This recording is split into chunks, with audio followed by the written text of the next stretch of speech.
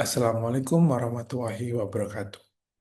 Perkenalkan, saya dengan Amanda Boyti Moranita, Dokter Master of Medical Education, spesialis kedokteran fisik dan rehabilitasi, ingin melakukan presentasi terkait dengan pernyataan diri dosen dalam unjuk kerja Tridharma Perguruan Tinggi dalam rangka sertifikasi dosen tahun 2025.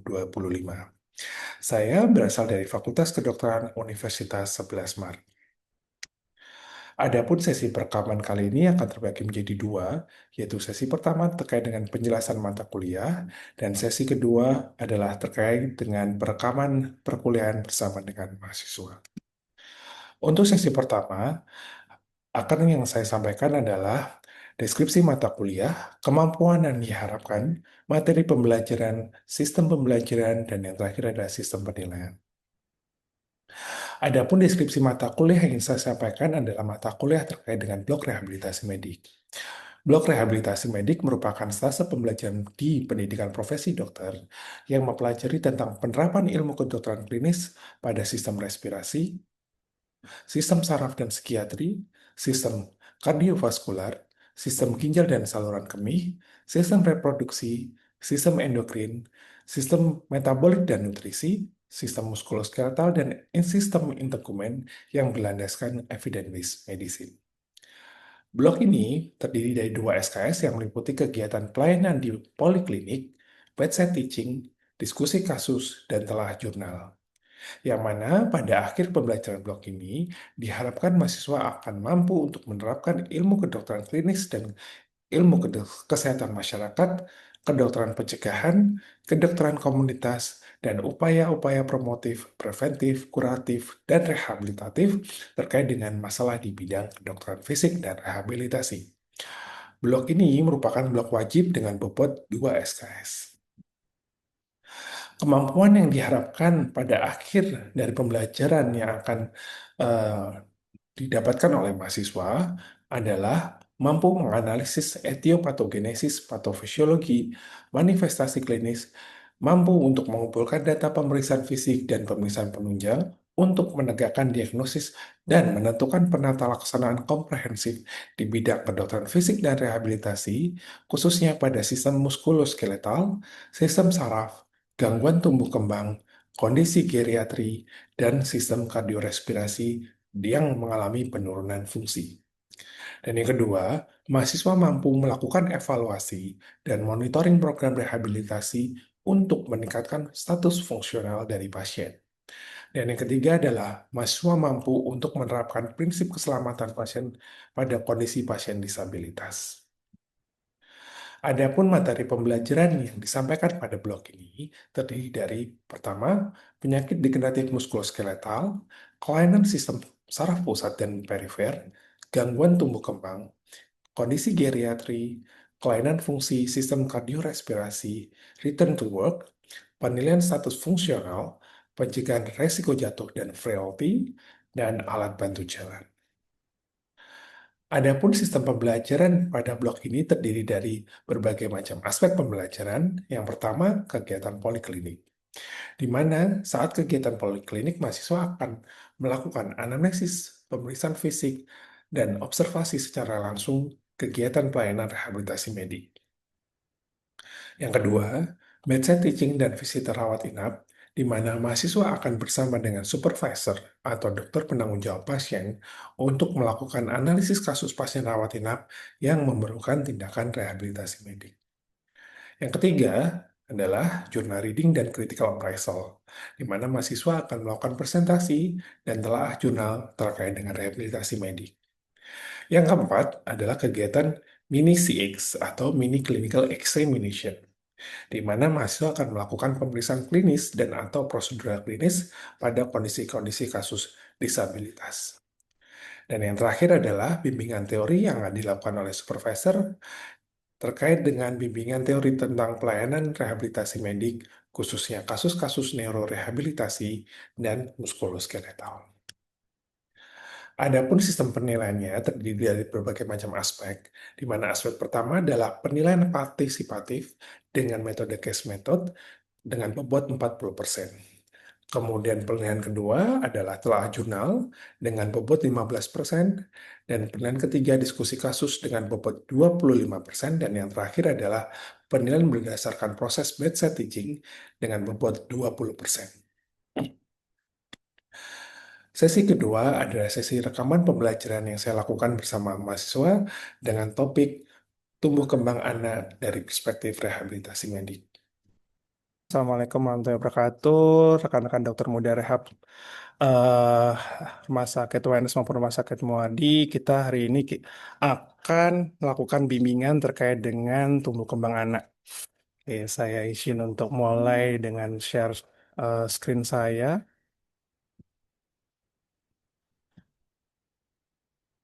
Oke, dari yang sudah stase anak dulu nih, dari yang sudah stase anak, boleh diceritakan kasus-kasus yang kalian temui terkait dengan tumbuh kembang anak apa aja? Ayo, siapa tadi? Sufatona, yuk. Kasusnya apa aja yang sudah kalian temui terkait dengan problem tumbuh kembang anak? Enggak, dokter, izin yang sering saya jumpai itu kayak speech delay seperti itu, dokter. Hmm, Em, terkait autism, dokter. autism, oke. Ya. Yang lainnya tadi yang cowok siapa namanya? Rusal ya? Rusal ya? Iya, dokter. Apa? Biasanya dapat kasus apa waktu di stase anak yang terkait dengan tumbuh kembang yang memang diperlukan untuk proses rehabilitasinya? Mungkin ADHD, tau kan? ADHD, Attention Deficit Hyperactivity Disorder. Nah, sebenarnya tadi ADHD, cerebral palsy, kalau kalian pernah dengar cerebral palsy, kemudian dengan autism, kemudian dengan speech delay ataupun motor delay atau spesifik sekali misalnya fine motor delay, apakah sebenarnya mereka semua akan depending kepada suatu pengobatan? Contohnya kalau pada ADHD atau misalnya autism atau cerebral palsy. Sehingga sebenarnya peran dari rehab itu adalah bagaimana sih sebenarnya proses tumbuh kembang anak itu kita bisa bantu dengan cara memberikan stimulasi-stimulasi berdasarkan proses maturitas dari otak tersebut. Nah, ini outline dari saya. Jadi kita lihat point of view seorang KFR tuh kayak gimana. Terus kemudian pertumbuhan dan perkembangan tuh kita bagaimana mendeteksi suatu gangguan dari pertumbuhan dan perkembangan. Saya akan fokus pada tiga aspek di sini, motor, kemudian sensor, dan bahasa. Karena ini yang akan paling sering secara epidemiologi yang akan banyak kita temui di poli sehari-hari. Yaitu motor delay, seperti belum bisa berjalan di usia hampir 2 tahun, belum bisa duduk di hampir 1 tahun, atau bahkan eh, tidak mau bermain dengan berbagai macam tekstur dan bentuk, atau yang paling sering juga adalah gangguan dalam pengucapan atau masih terlambat dalam berbicara. Nah, sebenarnya kalau di rehab itu ini mungkin untuk semuanya ya, tidak hanya terkait dengan tumbuh kembang anak, kita itu sebenarnya melihat sebuah kondisi fisik itu melihat apakah fisik tersebut itu berfungsi sebagaimana mestinya atau tidak. Baik fungsi sebagai organ, fungsi sebagai holistik dalam melakukan aktivitas sehari-hari, dan juga fungsi untuk berinteraksi dengan orang lain. Yang tentunya proses tersebut akan dipengaruhi oleh gangguan yang terjadi pada neuromuskuloskeletal, kardiorespirasi, ataupun proses biopsikososial yang berkaitan dengan vokasional atau pekerjaan yang akan berhubungan dengan pola hidup sehari-hari. Ya, jadi kita melihatnya sebagai sebuah gangguan fungsi, bukan gangguan organ. Misalnya kalau gangguan organ itu contohnya cerebral palsy. Secara definisi adalah suatu kondisi imatur, eh, kondisi gangguan perkembangan pada otak yang imatur. Berarti kan the problem is the maturity of the brain. Nah, sekarang yang kita lihat adalah kalau otaknya imatur, fungsi apa yang terganggu, kayak gitu. Ya. Sehingga tujuannya kita untuk melakukan terapi rehabilitasi itu bukan untuk melakukan apa ya penyembuhan dari penyakitnya. Memang penyembuhan ada goal paling besarnya ya untuk bisa sembuh, untuk bisa aktif, untuk bisa produktif. Tapi yang paling penting adalah bagaimana fungsi tubuh kita itu bisa berjalan sebagaimana mestinya untuk diri kita sendiri dan berinteraksi dengan orang lain.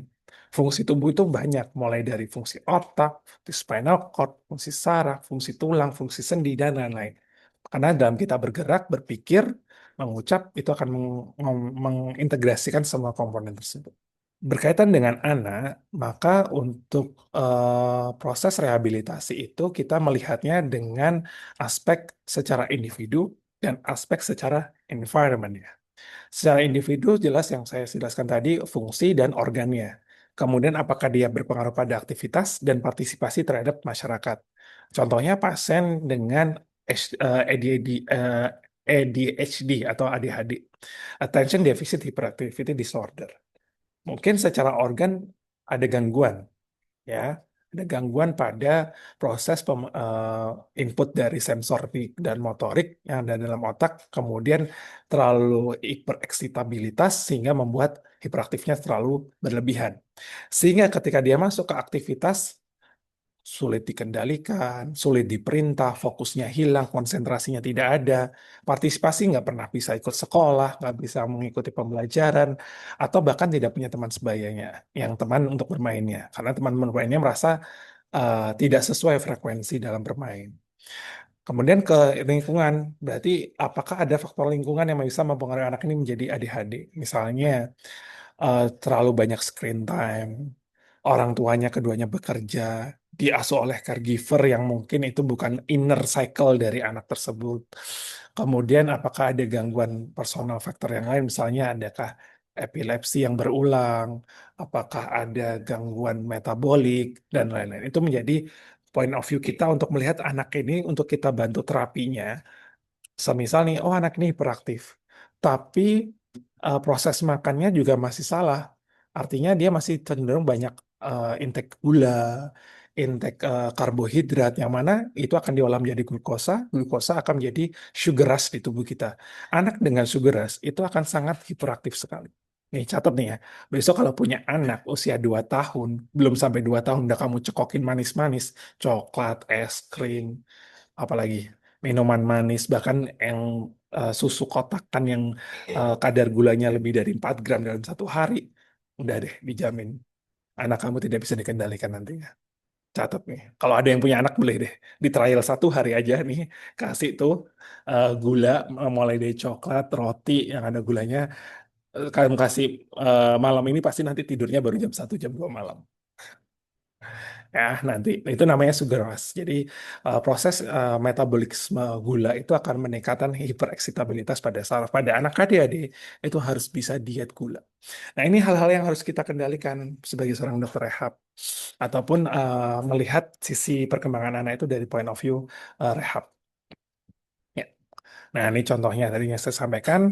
Jadi secara fungsi apa yang terjadi pada tubuhnya, kemudian aktivitas apa yang terhambat, partisipasi apa yang akan terganggu pada anak ini, kemudian lingkungan belajarnya, lingkungan keluarganya, lingkungan sosialnya, sampai ke personal faktor si anak tersebut dalam makan, dalam beraktivitas, dalam berinteraksi sosial, itu akan ditilik sama dokter rehab. Makanya kalau di Poli, kalau saya menanyakan pasien dengan speech delay, tidak hanya berkata, ibu anaknya sekarang bisa ngomong apa, berapa kata, katanya spesifik atau enggak. Tapi saya tanya juga, ibu makan anaknya gimana, dikunyah atau tidak, konsistensi makannya sudah bervariatif atau tidak. Terus kemudian apakah makanannya sangat picky eater atau tidak. Selain itu juga saya tanya, apakah anak ini pilih-pilih dalam bermain? Artinya tidak mau main di atas rumput, tidak mau basah-basahan, tidak mau dengan pasir, dan lain-lain. Itu juga perlu ditanyakan karena sensor di mulut akan berkaitan dengan sensor taktil di tangan dan kaki kita. Gitu ya. Jadi melihatnya secara holistik. Karena anak itu tidak sebuah miniatur yang, oh ya sudah ini speech delay, udah kita akan fokus pada gangguan bicaranya. Nggak bisa. Ya. Nah, sekarang yang sering terjadi atau yang sering kita temui di poli-poli adalah gangguan bahasa itu ada bahasa reseptif, ada bahasa ekspresif. Tahu ya bedanya ya. Kalau reseptif, dia paham apa yang kita ucapkan, tapi dia susah untuk mengutarakan pendapat. Seperti afasia, afasia motorik. Afasia motorik itu kan paham nih, angkat tangannya Bu, tangannya angkat. Tapi Ibu, ini angka berapa? Dia ngomong dua aja bisa susah. Ya, itu afasia motor. Kalau ekspresif, dia sangat susah untuk mengutarakan pendapat. Kalau pada dewasa biasanya sering kita analogikan dengan afasia sensorik atau afasia Wernicke. Ingat afasia Wernicke? Polanya, kalau kalian sudah stase neuro, lihat lagi flowchart dari pembahasan dari afasia. Yang paling atas apa? Yang kita tanyakan? Mungkin pemahaman sama apa yang kita ucapkan, Contohnya apa? Betul, pemahaman atau comprehension. seperti mampu mengikuti perintah atau memahami pertanyaan dari kita. Oke, betul. Yang kedua, habis comprehension apa? Masih ke Divla aja deh.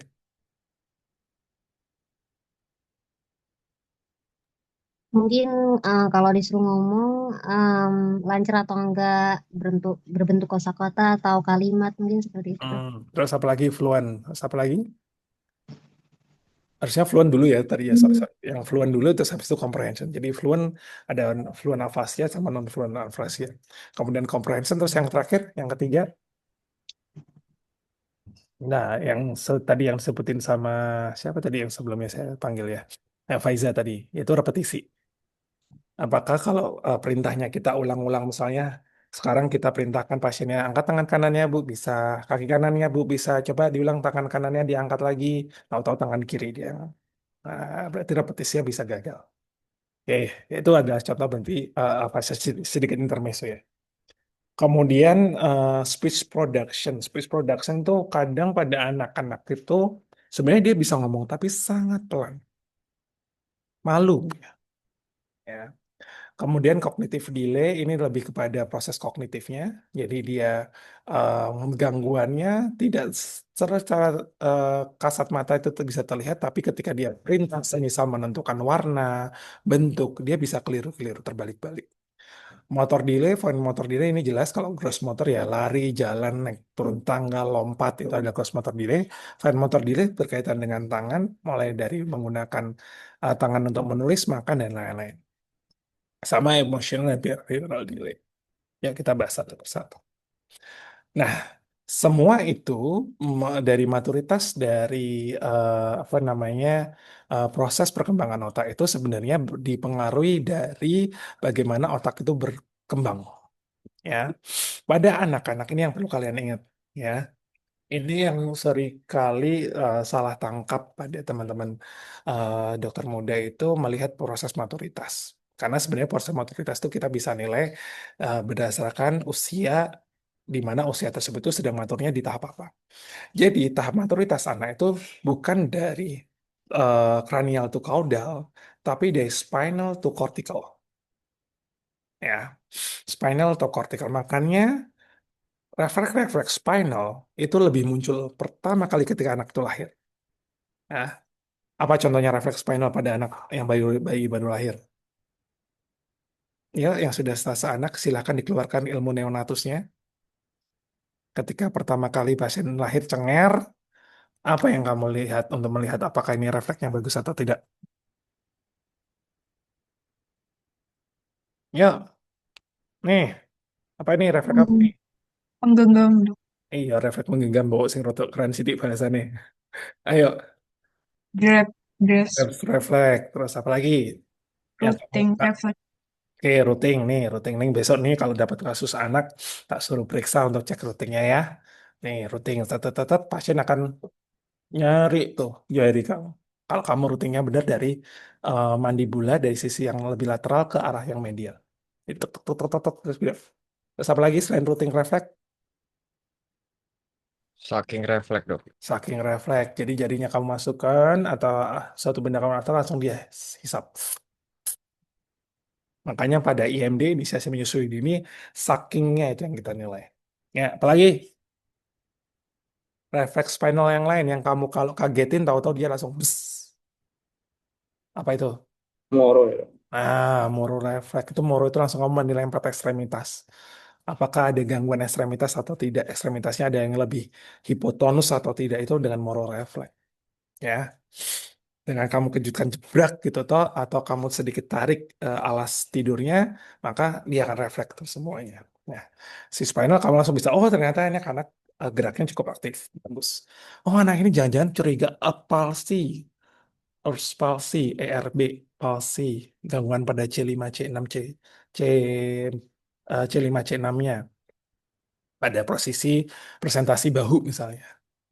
Nah, seperti mororefleks, maka ada salah satu ekstremitas yang tidak bisa bergerak secara ekstensi. Ya, oke. Setelah dari spinal, maka ke brainstem. Nah, brainstem ini kalau kita lihat anak, perkembangan anak itu ada proses eh, turningnya. Jadi anak kecil kalau kalian perhatikan usia 3 bulan ke atas, itu kalau kepalanya kamu tolehkan, dia kan belum bisa tengkurap ya. Kamu tolehkan kepalanya ke atas, maka badannya akan ikut ya. Badannya akan ikut miring. Itu namanya turning reflex. Ya, itu berarti anaknya sudah siap untuk merangkak. Nah, ini bisa kita lihat, dok, anak saya sudah 6 bulan tapi kok nggak bisa tengkurap ya? Ya, coba kita cek dulu brainstem refleksnya sudah muncul atau belum. Nah, kamu toleh, loh, nggak ada ini refleks dari terangnya, nggak ada yang menguntir, nggak ada yang ikuti sumbu tubuhnya untuk ikut bergerak. Jangan-jangan nih anak ini ada gangguan perkembangan pada otaknya. Kita bisa langsung deteksi kayak gitu. Ya, dok, anak saya eh, sudah usia hampir 7 bulan, tapi kok nggak bisa duduk ya? Dicek nih turningnya. Oh ada kok, dia bisa tengkurap. Head up-nya bisa, nggak? Oh head up-nya bisa, brainstem-nya udah bagus nih. 7 bulan harusnya sudah bisa duduk. Didudukkan pun harusnya sudah lebih stabil. Kamu cek bagian midbrain-nya. Ya, midbrain itu namanya rating reaction. Jadi simpelnya, kalau anak itu kamu pegangkan gini, misalnya ini botol minum anak saya ini, misalnya ini kepala. Kalau anak kamu miringkan gini kepalanya, itu kalau yang refleksnya bagus, maka kepalanya kan gini, membuat keseimbangan supaya dia tidak jatuh semakin ke arah kanan. Ini kanan saya. Ya, kalau kayak gitu, proses midbrainnya sudah terbangun. Ya, dok, anak saya sudah usia 12 bulan, hampir 13 bulan, tapi kalau saya berdirikan selalu nggak mau. Selalu dia jatuh lagi. Selalu jatuh lagi. Kita cek kortikalnya. Ya. Anak, kalau sudah di refleks kortikal, artinya dia sudah perkembangannya sudah sampai korteks. Ini ketika kepalanya kamu majukan, maka akan ada refleks untuk kaki ini melangkah ke depan. Ya, besok kalau kita ada pasien anak, tak praktekin sebenarnya bagaimana kita menilai cortical reflex itu. Ya, jadi cortical reflex itu adalah bipedal reflex. Jadi anak ini melakukan equilibriumnya dengan melakukan gerakan pada kaki. Ya, standing, walking itu sudah menjadi cortical reflex. Sehingga teman-teman mulai dari sekarang bisa menentukan anak ini ketika delay motornya atau delay kondisi bahasanya, itu kita bisa tentukan anak ini tuh setara pada usia berapa berdasarkan proses maturitas pada otak. Ya, oke, kita lanjut. Ini seperti yang saya sampaikan tadi ya, ada refleks dari perkembangan mulai dari apedal itu ada spinal to brainstem, kemudian quadripedal itu adalah di midbrain. Jadi anak sudah mulai merangkak itu berarti dia sudah midbrain, fungsi otaknya sudah sampai ke arah midbrain. Kalau dia sudah bisa berdiri, maka dia sudah cortical equilibriumnya sudah bagus. Motor, ya jelas kalau motor ada suatu gerakan dari ekstremitas kita atas ataupun bawah. Kalau gross lebih kepada whole body, tapi kalau fine motor lebih ke tangan. Nah, itu gampangan. Nah, motorik itu akan ada juga terkait dengan motorik di area oral dan respirasi karena untuk bernafas. Saya tidak akan membahas banyak di situ karena kompetensi kalian untuk screening tumbuh kembang anak itu lebih banyak pada 4 domain. Motorik kasar, halus, personal, sosial, dan bahasa. Maka akan saya banyak di motorik kasar dan motorik halus. Ya. Nah, komponen-komponen motorik ini itu akan menentukan bagaimana intervensi dan bagaimana kondisi anak saat kita temukan. Ya, kalau semisal pada kondisi anak dengan gangguan eh, apa namanya belum bisa menggenggam, belum bisa mengontrol dari kondisi duduknya, maka dia akan kita intervensi sesuai dengan saat itu untuk mendapatkan sitting position yang bagus, maka kita harus melatih apa dulu? Maksud saya gini, kalau semisal anak itu delay-nya adalah, dok, anak saya sudah 9 bulan tapi belum bisa duduk. Maka yang harus dilatih adalah bukan ujuk-ujuk anak ini harus ayo kita bisa dudukkan. Enggak. Kita siapkan dulu anak ini supaya bisa duduk. Core-nya kita kuatkan, kemudian posturnya kita perbaiki ketika posisi duduk, stability dan balance-nya harus kita perbaiki saat posisi duduk. Itu yang dibenerin. Bisa stabil, bisa bagus, bisa kuat, maka kita bisa lanjut ke quadrupedal proses. Ya, begitu seterusnya sampai kita mendapatkan anak ini benar-benar bisa posisi berdiri dan berjalan. Ya. Nanti nih, kalau yang kita sudah punya pasien di hari Kamis atau Jumat, kita akan lihat kalau ada beberapa komponen motorik. Kayaknya yang di minggu ini harusnya ada satu atau dua anak yang motor delay yang akan evaluasi dengan saya, kontrol dengan saya. Kita lihat perkembangannya ya. Nanti akan saya contohkan bagaimana memberikan stimulasi pada anak yang belum bisa merangkak dan satu lagi itu kalau nggak salah yang belum bisa berjalan. Akan kita contohkan ya. Next. Nah, ini contohnya stimulasinya gerakan yang akan kita lihat apakah anak itu sudah masuk tahap masih di brainstem ataukah sudah ke midbrain ataukah mau ke quadripedal. Ini contohnya ya kalau yang tadi writing position ya. Jadi anak itu kamu tolehkan gini aja nih yang gambar B, maka ini satu terangnya dia itu akan otomatis bisa ikut turning atau ikut rolling ya. Ikut rolling. Nanti ketika sudah seperti ini, kita juga nggak cuma melihat, oh bisa nih rolling. Lihat dulu dong kepalanya, sudah bisa tegak nggak? Karena posisi tegak kepala ini biasanya akan tercapai sebelum anak usia 6 bulan. Which is, anak ini siap untuk MPASI. Ya, jadi kalau kalian punya anak nantinya, sudah usia 6 bulan kok head controlnya masih belum bisa tegak gini, masih kalau didudukan masih gini, atau didudukan masih gini, hati-hati. Jangan keburu MPASI. Tersedak anak kalian. Oke. Nah, sekarang kita ke sensor ya untuk motor develop. Jadi sensor itu akan berkaitan dengan banyak hal, mulai dari keseimbangan yang ada di sini, visual, telinga atau pendengaran, kemudian proprioceptif yang ada di sendi-sendi kita dan taktil. Makanya seperti yang saya bilang di awal, anak spesialnya nggak cuma perkara masalah ngomongnya bisa apa, tapi dia bisa sudah lihat, sudah bisa dengar, apakah dia juga bisa memegang berbagai macam tekstur yang ada dalam tangannya dia, dan dia bisa cukup baik dalam proses menggenggamnya. Ya. Atau jangan-jangan dia cuma bisa menggenggam yang padat, yang jemek-jemek, yang lembek-lembek, yang slime-slime, dia nggak mau. Udah gangguan sensor dia. Oke, selanjutnya ini yang seperti saya bilang tadi ya, jadi yang mempengaruhi oleh sensor itu adalah proses kesadarannya dia, balance-nya, kemudian weight bearing, weight shifting, jadi ketika dia ditudukan atau posisi weight bearing atau weight shifting, apakah dia ada condong ke salah satu sisi atau tidak. Oke, ini mungkin slide terakhir dari saya untuk penentuan psikomotor secara normal. Nah, ini adalah kalau sepintas sedikit dari Denver ya. Masih ingat ya Denver ya?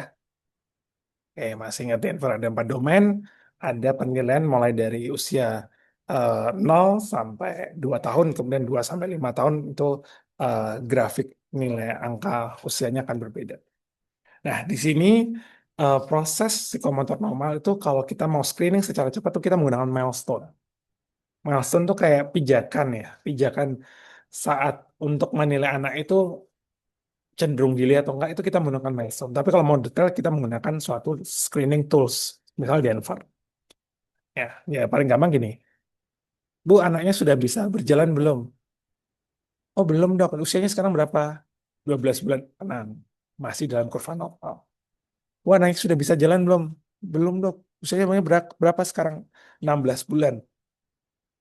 16 bulan untuk bisa berdiri aja belum bisa, maka dia sudah termasuk red flag nih. Ya. Wah, ini berarti harus di screening lagi nih. Kenapa kok anak ini nggak bisa jalan? Dilihat tonus otot ekstremitas bawahnya, dilihat balance-nya, core muscle-nya ada kelemahan atau enggak, dan lain-lain. Ya, jadi dinilainya secara holistik. Gitu. Nah, ini selebihnya adalah proses stimulasi, nanti saya akan praktekkan ketika di poli. Oke, sampai sini dulu ada yang mau ditanyakan sebelum nanti saya berlanjut ke kasus-kasus poli ini.